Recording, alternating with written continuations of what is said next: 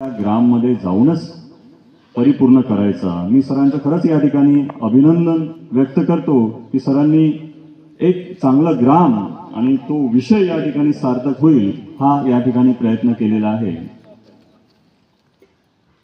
विद्यापीठ किंवा पुणे विभाग अंतर्गत संचालका मंडळाकडून आपल्याला प्रत्येक वर्षी एक विषय दिला जातो 7 दिवसीय शिबिराकरता। या वर्षी सुद्धा digital literacy for youth digitalisation हा विषय देण्यात आलेला होता। पण हा विषय देताना हा केवळ मेट्रो सिटी करिता फ्रेमवर्क केला गेला असं आम्हाला वाटलं। कारण की डिजिटल लिटरसी हा जास्तीत जास्त मेट्रो सिटीमध्ये इम्प्लिमेंट होऊ शकतो, पण ग्राउंड लेवलवर जेव्हा आपण विचार करतो तर हा विषय जो आपण या ठिकाणी घेतलेला आहे ती ग्रामसभा सक्षमीकरता युवा शक्ती तो खरंच यथायोग्य आहे। आपल्याला या 7 दिवसीय निवासी शिबिरामध्ये दिनांक 2 म्हणजे कालची तारीख ते आपल्याला 8 तारखेपर्यंत विविध उपक्रम या ठिकाणी राबवायचे आहेत। कुठल्याही प्रकारे आपल्या शिबिराला गालबोट न लागता आपल्याला हे सर्व उपक्रम राबवायचे आहेत।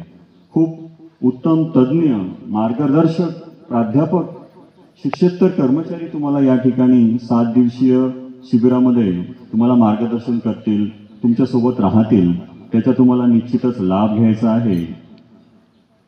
तुम्हाला कुठल्याही प्रकारची मदत या ठिकाणी मेंढालेखा ग्रामस्थ तुम्हाला करतील।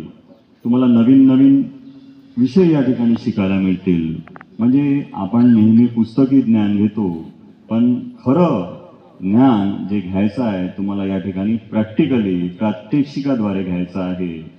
तर सरतेशेवटी मी तुम्हाला या ठिकाणी एवढंच म्हणतो की या 7 दिवसीय शिबिरात तुम्ही विविध उपक्रमामध्ये सहभाग घेऊन सांस्कृतिक कार्यक्रमाद्वारे, स्वच्छतेद्वारे, ग्राम स्वच्छतेद्वारे विविध तुम्हाला उपक्रम या ठिकाणी करायचे आहे। त्याद्वारे तुम्ही येथील ग्रामस्थांना मंत्रमुग्ध कराल आणि पुढल्या वर्षी पण तुम्ही या ठिकाणी ग्रामसभा काय, ग्रामसभा कशा प्रकारे राबवली जाते, कशा प्रकारे प्रोसेस केली जाते याचा तुमच्या ज्युनियरला म्हणजे येणाऱ्या नवीन स्टुडंट्सला त्याचा लाभ होईल असा तुम्ही एक या ठिकाणी आदर्श सोडून जाल अशी मी या ठिकाणी ग्वाही देतो आणि आपल्या 2 शब्दाला या ठिकाणी पूर्णविराम देतो। धन्यवाद।